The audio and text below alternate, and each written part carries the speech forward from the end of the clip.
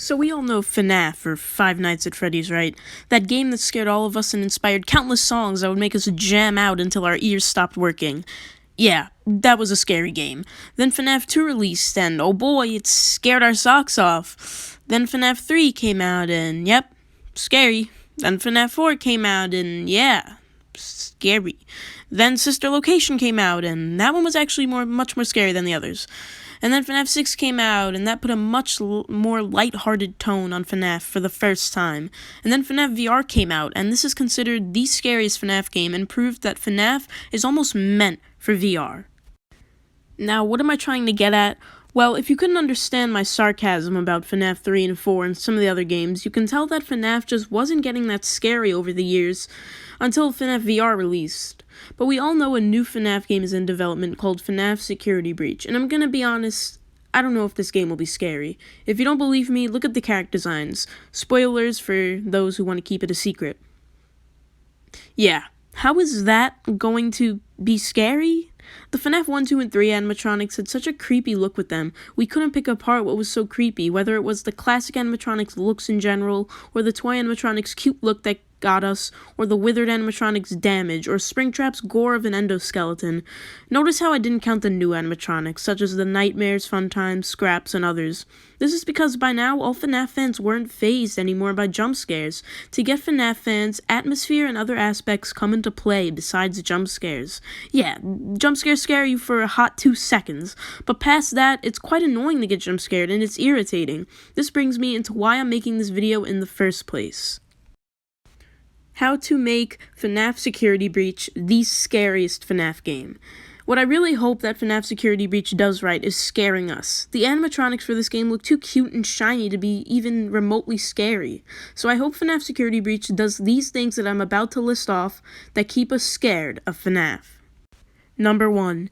Imagery. One thing I've always enjoyed about FNaF 1 was the creepy screens you get. Bonnie up close to the backroom camera, the endoskeletons and empty heads staring at you, Freddy and the gang staring directly at the camera, Freddy tearing his head off on the 2B poster, Freddy with human eyes, Bonnie looking two opposite directions straight at the camera, and a lot others. Lately though, these rare images have been fading. We don't get any of this stuff nowadays. And heck, they don't even have to be rare anymore. Scary images in the new games would just be awesome and creepy. That's what gets people, not jump scares, but feeling unsettled by certain things. This is why FNaF 1 got the world so creeped out. Examples are, for some rare images, and spoilers for names of FNaF Security Breach. Glamrock Freddy with no eyes staring directly at you. Glamrock Chica with visible blood in her suit. Roxanne Wolf sitting down deactivated, giving a blank stare at the camera, and things like this. Other things can include gore and making generally scary pics. One thing that I always hated about the FNaF community is when people literally comment on videos that are supposed to scare you saying, "This was too scary. Why did you make this?" FNaF is a horror game. Horror! By being a fan, you signed up for this, so don't give me that bull. Usually those people commenting those things are kids, obviously, and it's not bad to be a kid of FNaF. I was one myself, but if you can't handle scary stuff, why even bother with a horror franchise? This leads me into my next topic. Number 2. Marketing.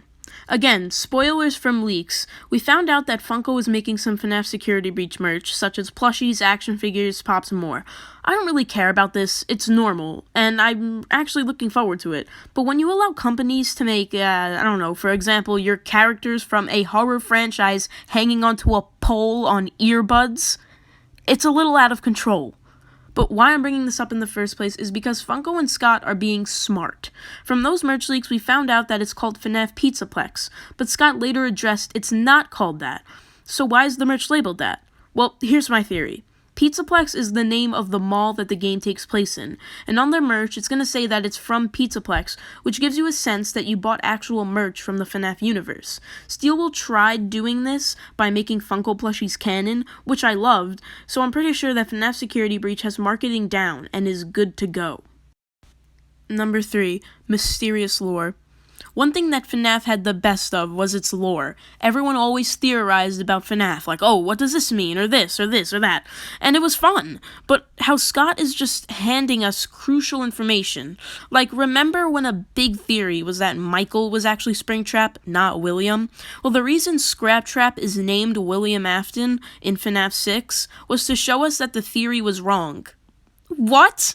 The whole point of FNaF is figuring out the lore. You can't just hand us info like that. What happened to subtle hints? Number 4. Disturbing sounds.